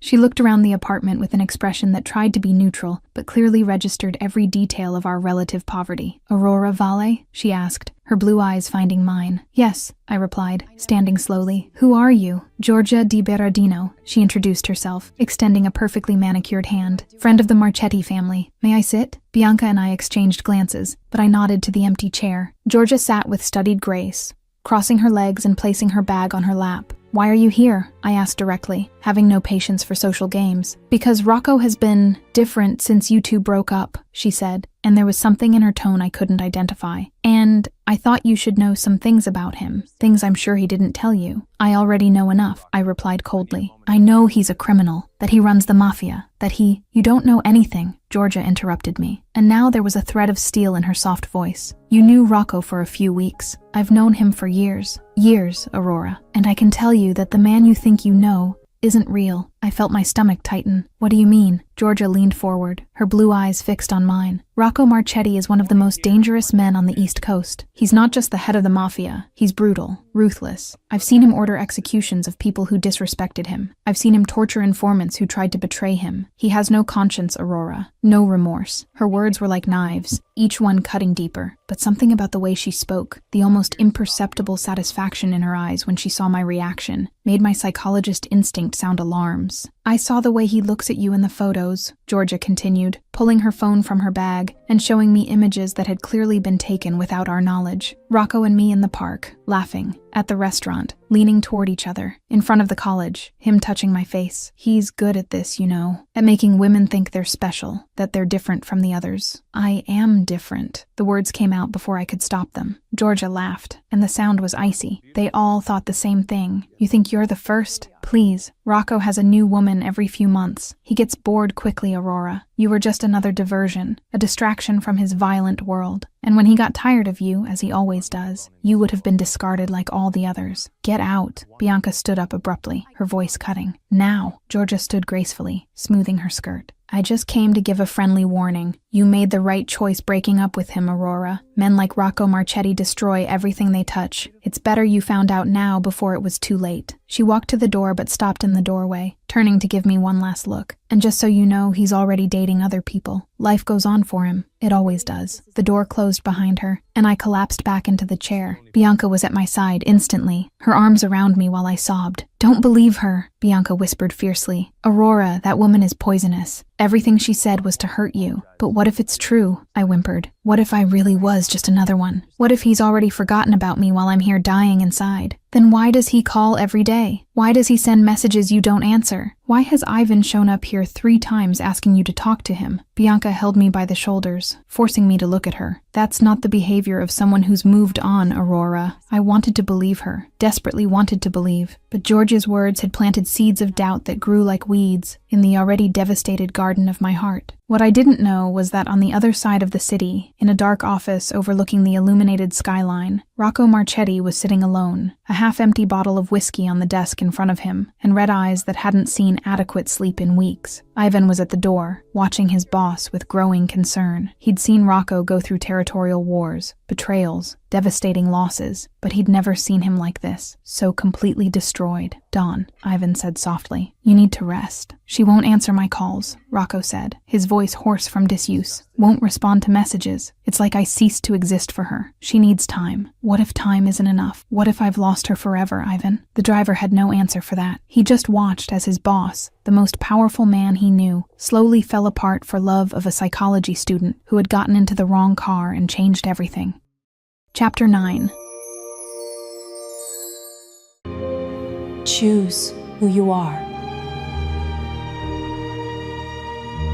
I spent the entire night awake after Georgia left, my mind spinning in endless circles. Every word she'd said, every poisonous insinuation, every seed of doubt she'd planted. But the more I thought about it, the more something didn't fit. And finally, at 4 in the morning, when the sky was beginning to lighten, I realized what it was. I was a psychology student. I'd spent years learning to read people, to identify manipulation, to separate truth from lies, and everything about Georgia screamed manipulation. The way she'd chosen each word carefully, measuring my reaction, the barely hidden satisfaction in her eyes when she saw me suffer, the perfect timing of each revelation calculated to cause maximum pain. I grabbed my notebook, the one I used for class notes, and started writing. It was an exercise I learned in clinical psychology. When your emotions are too intense, externalize them. Put them on paper. Analyze objectively. Evidence of genuine manipulation versus real vulnerability. I started listing moments with Rocco, analyzing each one through the lens of my training. When he'd tried to ask me to stay that first night and was completely speechless, stuttering like a nervous teenager. That wasn't the behavior of an experienced manipulator. Manipulators are smooth, always know what to say. He'd been genuinely vulnerable, genuinely shy, the way he'd talked about his mother, with tears in his eyes and a broken voice. I'd studied enough about body language to know when someone was faking emotion. His pain was real, the loss was real. The way his hands trembled slightly when he touched the onions he was cutting, remembering her lessons. Kohlberg's theory of moral development. People aren't simply good or bad. There are layers, contexts, reasons. Someone can do terrible things and still be capable of genuine love, of kindness, of change. I wrote that in the notebook, underlined it twice. That was the crux of the matter, wasn't it? I'd been trained to see human complexity, to understand that people are multifaceted. But when it came to Rocco, I'd fallen into the trap of binary thinking. Criminal, bad, incapable of true love.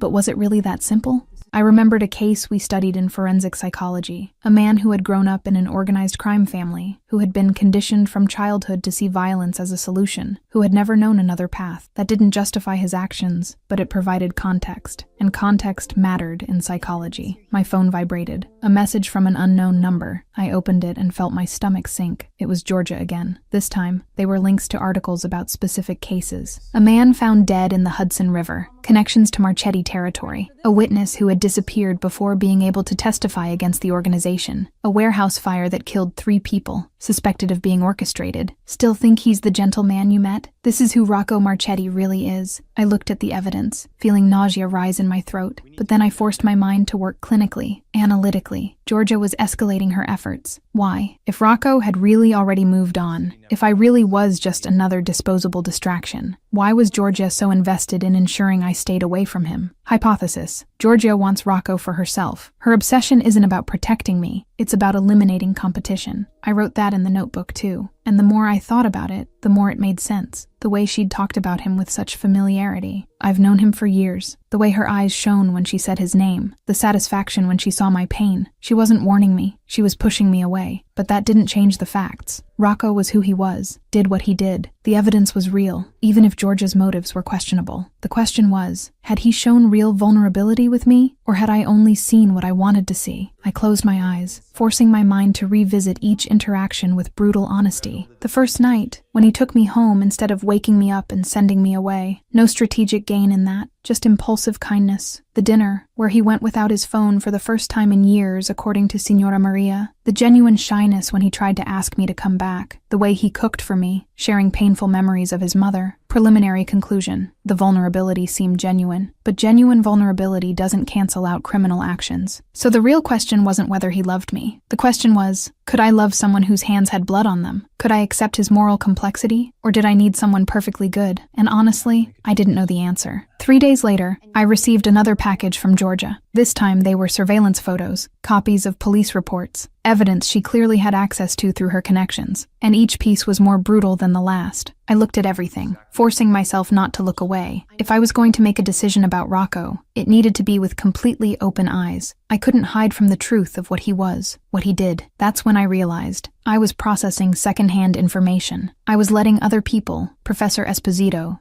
Georgia, define who Rocco was for me. And as a future psychologist, I knew that was a critical methodological flaw. If I wanted the truth, I needed to go straight to the source. I picked up my phone with trembling hands and typed the message before I could regret it. I need to talk to you. I want the truth. All of it. No filters. No omissions. You owe me that. The response came in seconds. Whenever and wherever you want. I'll tell you everything, Aurora. Absolutely everything. 2 hours later, I was back at that mansion. But this time there was no romance in the air. No nervous anticipation. Just a cold determination to finally hear the whole truth. Rocco was waiting for me in the living room, and the shock of seeing him again almost knocked me down. He looked devastated. Too thin. Deep dark circles under his eyes. Stubble more careless than usual. As if he hadn't slept or eaten properly in weeks. That made something in my chest tighten painfully, but I forced myself to maintain focus. "Thank you for coming," he said, his voice hoarse. "I wasn't sure you would." "I want the truth," I replied, remaining standing even when he gestured to the sofa. "All of it. Start with your family. Who are the Marchettis?" Rocco took a deep breath, as if preparing to jump off a cliff, and then he started talking. He told me everything, about how the Marchetti family had controlled the Italian Mafia in New York for 3 generations, about how he'd been raised in that world, where violence was language and power was survival, about his father, who had trained him from childhood to take over the family business, who saw emotion as weakness and compassion as fatal flaw. "I killed for the first time when I was 17, he said, and his hands trembled. "It was a test from my father, to prove I was worthy of leading, and I did it, Aurora. I pulled the trigger because it was expected of me, because it was my destiny, because I didn't know another path." I felt bile rise in my throat, but I didn't look away. "How many?" I asked, my voice barely above a whisper. "How many people have you killed?" "Directly? 6. Indirectly, through orders? More than 20. He didn't lie, didn't soften it, just confessed with brutal honesty. And I can't undo it, Aurora. I can't bring those people back. I carry the weight of them every day. Do you feel remorse?" I pressed, my psychologist voice taking over. "Or is it just guilt about consequences?" His eyes met mine, and there was deep pain in them. "In the beginning, it was numbness. I trained myself not to feel, because feeling was weakness. But over the years, yes, I feel remorse, especially for those who didn't deserve it, for those who were just pawns in bigger games. And the business, trafficking, extortion, everything Georgia told me, true, all true. I control territories, illegal businesses, people. I have blood on my hands, Aurora, literally and metaphorically." I closed my eyes, processing. It was one thing to know abstractly, something completely different to hear it from him, without filters, without excuses. "Why did you tell me everything now?" I finally asked. "Why not before?" "Because I was afraid of losing you," he admitted, and his voice broke. "And I lost you anyway. But you deserve the complete truth, even if it means you hate me forever." "I don't hate you." The words came out before I could stop them. "I wanted to hate you. It would be easier. But I can't." Rocco took a step toward me, hopeful. "Aurora, but I also don't know if I can be with you," I continued, and tears started falling. "How do I reconcile the man who cooked for me, who was shy and gentle, with the man who kills people? How do I live with that?" "You don't have to," he said softly. "I won't ask you to accept what I am, but I want you to know one thing. With you, Aurora, I was just a man, not the Don, not the criminal, just Rocco. You made me feel human again after years of being just a function, a role." "People don't change," I began. "I can't change my past," he interrupted me, "but I can change my future. For you, I would change everything. Leave the business, walk away from the violence, find another path. Because you showed me there is another path, Aurora. You showed me I can be more than just what my father made me." And there it was, the impossible offer, the promise I desperately wanted to believe, but I still didn't know if I could. Chapter 10. Sometimes destiny chooses us.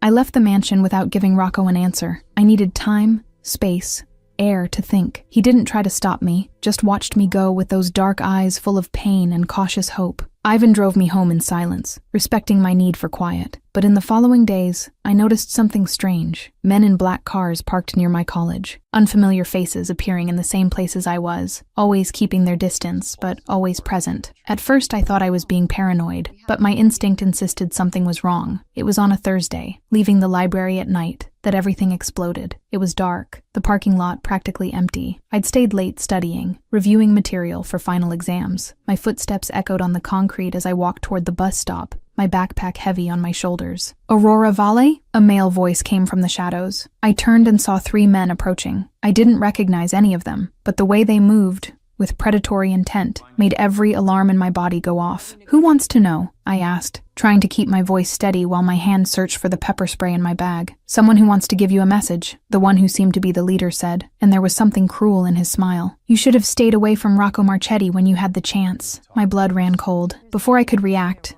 they advanced. I managed to pull out the pepper spray, hitting one of them in the eyes, but the other 2 were fast. Rough hands grabbed me, and I went into complete panic, screaming and struggling. That's when I heard the roar of an engine. Tires screeched on the asphalt. A car door opened violently, and suddenly there was another presence there. A presence that radiated absolute and controlled fury. Rocco. He moved like a storm. Fast, brutal, efficient. The first man holding me was ripped away and thrown against a car with force that dented the hood. The second tried to pull a gun, but Rocco was faster, breaking his wrist with a precise movement that made the man scream. In less than 30 seconds, all 3 were on the ground, groaning in pain, and Rocco was in front of me, his hands checking my face, my arms, searching for injuries. "Are you okay? Did they hurt you? Aurora, talk to me." His voice was desperate, hands trembling slightly as he touched me. I'm fine," I managed to say, still in shock. How did you know I was here?" Rocco hesitated, guilt crossing his features. "I kept protection on you since we broke up. Discreet men, at a distance, just to make sure you were safe. When they saw these guys approaching, they alerted me immediately. You were watching me? I should be furious, but all I could feel was a strange mixture of relief and something warmer, deeper. Protecting," he corrected softly. "I never stopped protecting you, Aurora. Even when you hated me, even when you wanted nothing to do with me, I needed to know you were safe." Before I could respond, one of the men on the ground laughed, spitting blood. "She doesn't know, does she? Who sent us?" Rocco turned to him with deadly speed, grabbing him by the collar and lifting him off the ground as if he weighed nothing, and the expression on his face was terrifying. It was the Dawn I'd never seen, cold and absolutely ruthless. "Who sent you?" The voice was low, dangerous, loaded with the promise of violence. The blonde," the man stammered, genuine fear in his eyes. "Georgia something. Paid us to scare the girl, make her think being near you was dangerous." Rocco's jaw clenched so tight, I could see the muscles pulsing. He dropped the man, who fell to the ground with a groan, and pulled out his phone. "Ivan, I want Giorgia Di Berardino found and brought to me. Now." The voice was pure ice. "And send a cleanup crew to the university parking lot. We have trash to dispose of." He hung up and turned to me, and I saw the struggle happening on his face. The brutal Don fighting against the gentle man I knew, trying to control himself, trying not to scare me even more. "Aurora, I need to deal with this," he said, and there was a darkness in his voice that made my skin crawl. "I need to deal with Georgia, but first, I'm taking you home, to somewhere safe." "What are you going to do to her?" I asked, my voice shaking. "Nothing you need to witness," he replied, and the way he said it, the finality in those words, made it clear that Georgia had crossed a line from which there was no return. He guided me to the car, his hand firm and protective on my back. But before getting in, I turned to look at him, to really see him. The man who had just neutralized 3 attackers with brutal efficiency. The man whose eyes still looked at me with absolute tenderness, despite the violence he just exercised. "Rocco," I whispered, "thank you for protecting me, for being here." Something broke in his expression. He pulled my face between his hands, resting his forehead against mine. "Always," he promised, his voice hoarse with emotion. "I'll always protect you, Aurora. It doesn't matter if you hate me, if you don't want to see me, if you never forgive me. No one touches you. No one." And there, in that dark parking lot, surrounded by evidence of his violence but also the fierce protection he offered, I finally understood. Rocco Marchetti was dangerous, brutal, a man with blood on his hands, but he was also the man who had watched over me even when I'd sent him away, who had put my safety above his own pride. He was complex, contradictory, imperfect in terrifying ways, but he was mine, and I finally knew what I wanted. Chapter 11. No more secrets. Rocco took me to his mansion, not to my apartment. When I started to protest, he simply said it was safer there, that he had armed security, that he needed to know I was protected while he dealt with Georgia. And honestly, after the attack, I didn't have the energy to argue. Signora Maria was waiting when we arrived, her eyes wide with concern when she saw my disheveled state, the tear in my blouse sleeve where one of the men had grabbed me. She enveloped me in a maternal hug immediately, murmuring things in Italian I didn't understand, but that sounded like comfort and protection. "Take care of her," Rocco instructed, and his voice was tense, controlled in a way that suggested barely contained violence. "Don't let anyone in, no one but me or Ivan." "Where are you going?" I asked, even though I already knew the answer. To settle this, his eyes met mine, dark and determined. "Georgia crossed a line, and I'm going to make sure she never, ever comes near you again." There was a promise in those words, a promise of violence I should fear, but that instead made me feel strangely safe, protected in a way I'd never experienced before. 2 hours later, I heard voices coming from somewhere in the house, loud, tense voices, one of them definitely female. Georgia. Rocco had brought her here. Against my better judgment, I left the room Signora Maria had installed me in and followed the sounds. I found myself in a hallway leading to a huge office, the door cracked open enough for me to see and hear without being seen. Georgia was there, and for the first time since I'd met her, she looked genuinely scared. Rocco was in front of her, leaning against the desk with that relaxed posture I'd learned to recognize as dangerous. Ivan was leaning against the door, blocking any exit. "You hired men to attack Aurora," Rocco said, and his voice was ice cold in a way that made my skin crawl. "You orchestrated an attack on the woman I love. Give me a reason, Georgia. One single reason why I shouldn't make you disappear tonight. I did it for you." Georgia practically screamed, and there was desperation in her voice now. "That girl isn't from our world, Rocco. She's poor, insignificant, a nobody who's going to destroy you. I've known you for years. I understand your life. I could give you— You give me nothing." Rocco interrupted, and there was absolute contempt in his voice. "You're obsessed, pathetic, and you just signed your death sentence by touching her." I saw Georgia pale, her eyes widening with genuine fear. "You can't kill me. My family has connections. Influence. Your family will receive a body and a message," Rocco said calmly. "The message being, control your members,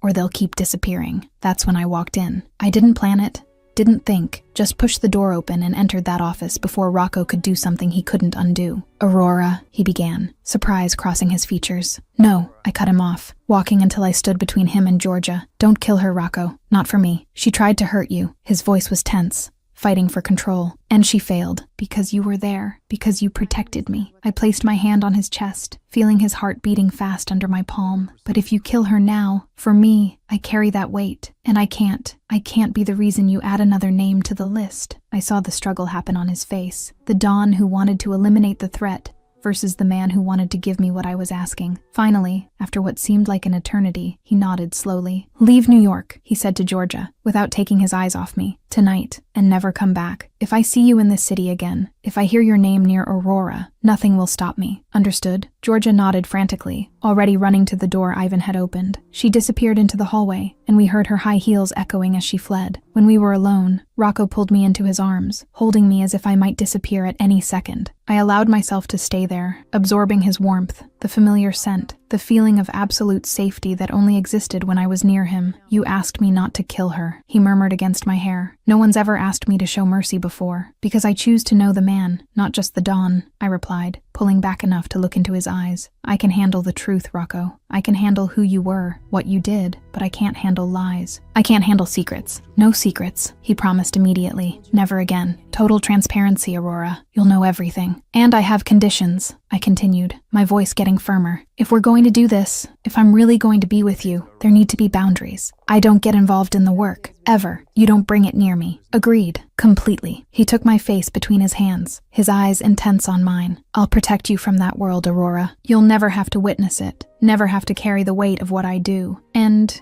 you need to consider getting out," I added softly. "Eventually. Not today. Not tomorrow, but you talked about changing. I need to know you're really going to try." "I'll do more than try," he promised, and the sincerity in those words was impossible to question. "For you, I'll find another way. It may take time, it may be complicated to extricate myself, but I'll do it." I nodded, feeling tears burn my eyes. They weren't tears of sadness, but of relief, of cautious hope, of finally accepting the complexity of what we were building. The next day, I went to talk to Professor Esposito. He deserved to know my decision, especially after trying to protect me with his revelations. I found him in his office, surrounded by the same books on criminology and psychological profiles. When I told him about my choice to give Rocco a second chance, I expected judgment, maybe disappointment. Instead, he leaned back in his chair, studying my face carefully. "Have you analyzed this completely?" he asked. "It's not just emotion talking. I analyzed it for weeks," I replied honestly. "And yes, there's emotion, but there's also logic. People can change, Professor. You taught that yourself. When they have the right motivation, when they have strong enough reasons, behaviors can be modified." A small smile touched his lips. "You paid attention in my classes. I always do." I took a deep breath. Rocco isn't just the Don. He's layers, contradictions,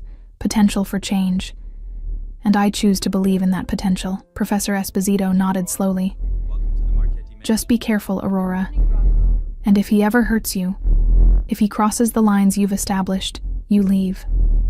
Without hesitation, I agreed. That night, Rocco picked me up at college. Not in one of the luxury cars, but in the black car. That same car where it all began. I got into the back seat and he was there, waiting with that small smile I'd learned to love. Ivan started driving, and I realized we weren't going anywhere specific, just driving through the illuminated city. "You're still my favorite case study," I said, breaking the comfortable silence. "Did you know that?" Rocco laughed, that low, genuine laugh. "I always knew. You never stopped analyzing me, not for a second, and you never stopped surprising me." I took his hand, intertwining our fingers. "Rocco Marchetti, you're the most complex, contradictory, and impossible person I've ever met." Is that a compliment? It's the truth. I turned to face him completely. "And I love you, even with all the baggage, all the darkness, all the danger. I love you." His eyes widened, pure vulnerability crossing his features. "Aurora, I love you," I repeated, firmer now. "In the wrong car, at the wrong time, with the most complicated person possible, but I love you." "I love you," he replied, his voice broken with emotion. "More than anything in this world. You saved me, Aurora. You made me human again." And then he kissed me, there in the back seat of that black car where it all began, and it was perfect. Imperfect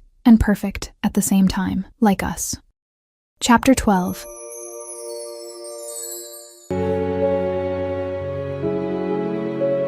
I chose this path. 2 years later, the sign on the door read, Aurora Valle Marchetti, Family and Couples Therapy. It still made my chest tighten every time I looked at it, that mixture of pride and disbelief that I'd actually made it. Graduated, licensed, working in the field I'd always dreamed of. Rocco had insisted on paying for an elegant office downtown, but I refused. Instead, I set up my practice at home, in one of the enormous rooms of the mansion that was now officially ours. It was perfect, private, comfortable, and allowed me to maintain that crucial separation between my work and his, because he really was changing, slowly, carefully, but changing. Over the last 2 years, he'd gradually transferred the more violent operations to other family members, focusing only on businesses that could be legitimized. It wasn't an overnight transformation, and it would probably take a few more years until he was completely out, but he was trying. For me, for us, for who he wanted to become. Still analyzing, his voice came from the office doorway, that amused tone I knew so well. I turned and found him leaning against the frame, wearing jeans and a simple shirt. No suit, no Don's armor, just Rocco, my husband, with that small smile that still made my heart race. "Always," I replied, closing my latest patient's file. "You're my lifelong case study." He entered the office, pulling me from the chair and wrapping me in his arms. I rested my head on his chest, listening to the steady beats of the heart that I once thought was made of ice, but discovered was made of flesh, blood, and a capacity for love that surprised me every day. "You humanized me," he murmured against my hair, repeating the words he'd said in our wedding vows 6 months ago. "And you taught me that strength isn't about perfection," I replied, completing the ritual we'd created. "It's about choosing to fight for what matters." The wedding had been simple, exactly as I wanted. Small ceremony in the mansion gardens, only close people. Bianca as my maid of honor, radiant and crying with happiness while holding the rings. Ivan as Rocco's best man, smiling that rare smile as he watched the man he'd served for years finally find peace. The vows had been written by us. No ready-made phrases, no empty cliches, just raw, honest truth. I got into the wrong car, I had said, tears flowing freely down my face, and found the right life. I found you when I wasn't looking, loved you when I shouldn't have, chose you when everyone said to run, and I'd do it all again, 1,000 times. You woke me up when I didn't even know I was sleeping, Rocco had responded, his voice broken with emotion. I spent years existing without living, functioning without feeling, and then you appeared, messy and exhausted, sleeping on my shoulder, and suddenly I was breathing again, living again. Signora Maria had cried so much she needed 3 handkerchiefs. Even Ivan had been visibly moved, discreetly wiping his eyes when he thought no one was watching. A noise from the living room brought me back to the present. Rocco and I exchanged glances and walked together to investigate. We found Signora Maria holding a girl of maybe 4 by the hand. The child had messy dark hair and huge eyes wide with fear, clutching a worn teddy bear as if it were the only familiar thing in a strange world. She was lost near the gates, Signora Maria explained gently. She said she got into the wrong car and ended up here by mistake. My eyes met Rocco's, and I saw the same astonishment and humor reflected in them. Got into the wrong car. Of course she did. I knelt in front of the girl, maintaining respectful distance. Hi, sweetie. What's your name? Sophia, she whispered, clutching the teddy bear tighter. Sophia, I'm going to call your parents and they'll come get you, okay? In the meantime, want a snack? Signora Maria makes the best cookies in the world. Her eyes lit up slightly, and she nodded. Rocco watched the scene with an expression I couldn't completely decipher, but there was tenderness there, and something that looked a lot like hope. After Sophia's parents arrived, relieved and grateful, and took their daughter home, Rocco pulled me close on the terrace overlooking the garden. One day, he said softly, maybe we'll have our own child getting into the wrong cars. I smiled, resting my head on his shoulder, the same shoulder I'd slept on that first night, when my life had completely changed without me knowing. Your children will definitely be troublemakers, I teased. And analytical like you, he countered, kissing my hair. Poor us. Do you still think it was worth it? I asked, even though I already knew the answer. All the complications, all the pain, all the process of change. Rocco turned me to face him, those dark eyes that once scared me now full only of absolute love. Aurora, you got into my car by mistake and completely changed my life. It was worth every second, every tear, every difficulty, because it led me here, to you, to us. And there, on the terrace of that mansion that was now our home, with the sun setting over the city and the future opening before us full of imperfect but real possibilities, I knew with absolute certainty. Sometimes, getting into the wrong car takes you exactly where you're supposed to be. Final reflection. The wrong car and the right destiny. There's a cruel and beautiful irony in the concept of mistakes that lead us exactly where we should be. Aurora Valle got into the wrong car that Tuesday night, exhausted and lost in her own survival. A simple mistake. A mix-up of a few numbers on the license plate, of one black sedan among so many others. But that mistake became the most important decision of her life, even without really being a decision. This makes us question, does destiny exist? Or are we just creatures stumbling in the dark, calling our accidents purpose when they work out? Maybe the truth is somewhere in the middle. Maybe destiny isn't about predetermined paths, but about recognizing the doors that open in our mistakes and having the courage to walk through them. Aurora could have woken up in that car, fled terrified, and never looked back. Rocco could have expelled her immediately, kept his defenses intact, continued being just the heartless Don the world believed him to be. But they didn't do that. And that's the real magic of the story. Because love isn't about finding the perfect person. It's about finding the imperfect person and choosing to see them completely. See not just the light, but also the darkness. Not just the kindness, but also the danger. And still choosing to stay, choosing to fight, choosing to believe that people are more than their worst moments. Rocco Marchetti had blood on his hands. That's not romanticized, not excused, not forgotten. Aurora never pretended that the hands that touched her tenderly were clean. But she chose to see the whole man. The boy forced to become a monster. The son who cooked with his mother. The man capable of shyness and vulnerability, even after years using violence as language. And Rocco loved her not despite her simplicity, but because of it. Because she was real when everything in his life was a transaction. Because she questioned when everyone else just obeyed. Because she saw possibilities in him that he'd forgotten existed. Their story isn't a traditional fairy tale. It's something deeper, truer, more frighteningly human.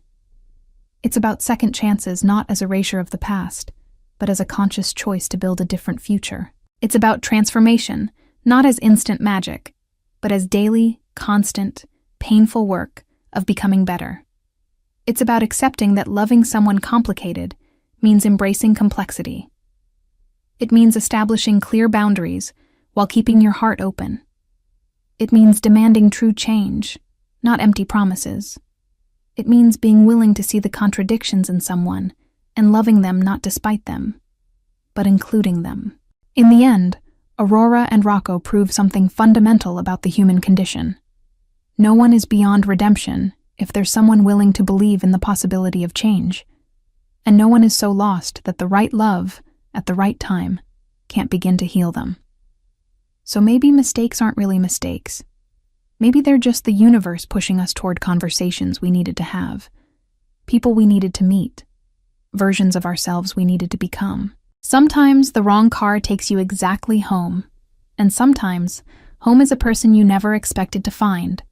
And if you want to check out another video full of love and destiny, click on the video that appears on your screen now.